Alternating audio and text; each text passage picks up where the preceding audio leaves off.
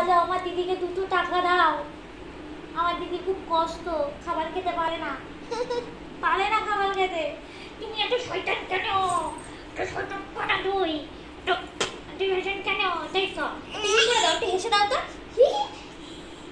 বাবু নস কই নস কই রিশু রিশু তোমার নস কই জ্বালাবে। আমি একটু খেলবো কি ভিডিও করবে, ভালো লাগে না। নস আইস কই বাবা, আইস আই ওই বাবালি আর টুথ কই টুথ টুথ টুথ ওই বাবালি দাঁত কই। একটা ফ্লাইং কিসি করে দাও রিশু, একটা হাম্পি দাও রিশু একটা হাম্পি দাও, একটা হাম্পি দাও বাবু। মালিকানা তুই মেরা বড় আমার জয় হিন্দ, পতাকা উত্তোলন করো তুমি। এই তো বলে আমি গর্বিত, আমি ইন্ডিয়ায় জন্ম নিয়ে।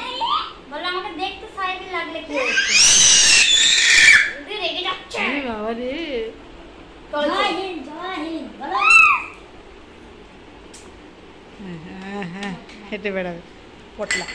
তো তোমরা দেখলে তো রিশু খেলা করছে, মানে সকালবেলা খেয়ে দিয়ে রিশু দিদির সঙ্গে খেলা করছিল, আর আমি এদিকে দুপুরবেলা রান্না করতে চলে আসছি। তো কড়াই গরম করে তেল দিয়ে এর মধ্যে কতগুলো পেঁয়াজ দিয়ে দিলাম, পেঁয়াজের বেরেস্তা বানাচ্ছি আমি।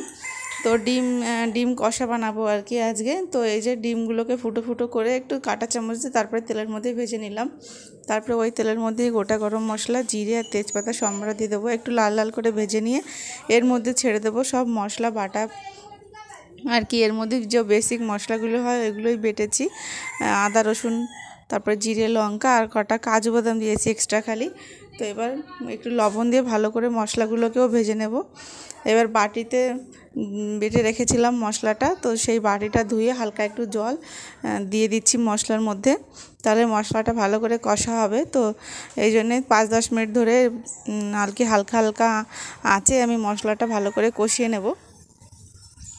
তো চলো মশলাটা কষিয়ে নেওয়া যাক। দেখো কমপ্লিট হয়ে গেছে মশলাটা কষানো আমার। তো এবার এর মধ্যে ভাজা ডিমগুলো দিয়ে দিচ্ছি আমি। ভাজা ডিমগুলো দিয়ে একটু নেড়ে চেড়ে নেব মশলার সঙ্গে। আর ফুটো করে দেওয়ার কারণে মশলাটা ভালো করে আর কি ঢুকবে ডিমের ভেতরে, এই জন্য আমি ফুটো করে দিয়েছি একটু কাঁটা চামচ দিয়ে। তো এই যে মশলার সঙ্গে ডিম কটা একটু ভালো করে ভেজে নিই, তারপরে এর মতো পরিমাণ মতো জল দিয়ে দিচ্ছি।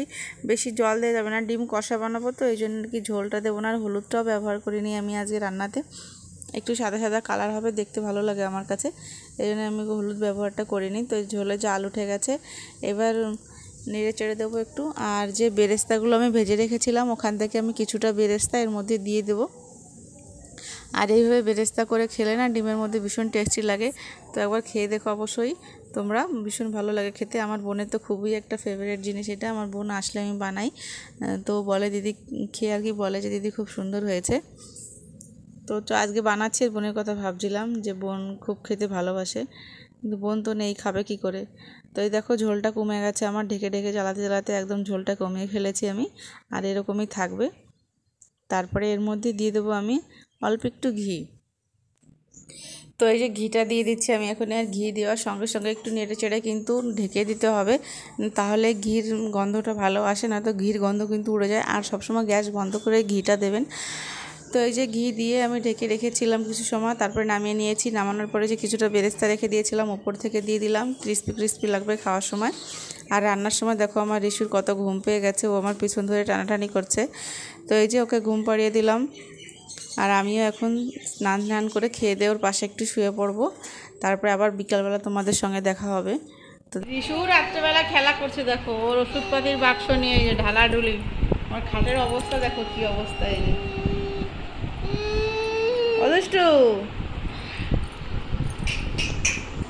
দুষ্টু রিশু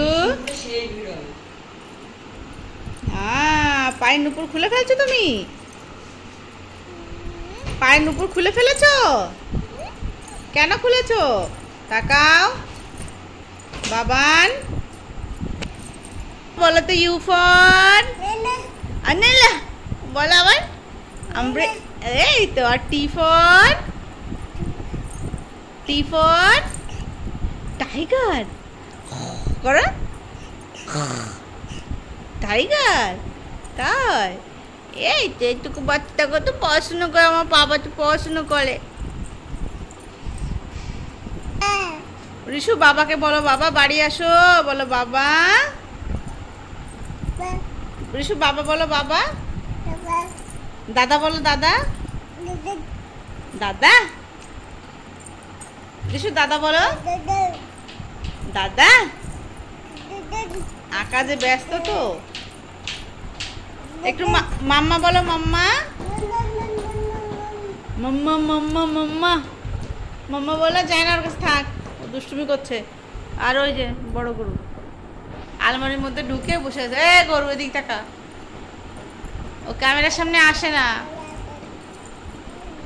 তো চলো ভিডিওটা এখানেই শেষ করছি, এখন তো রাত হয়ে গেছে। টাটা।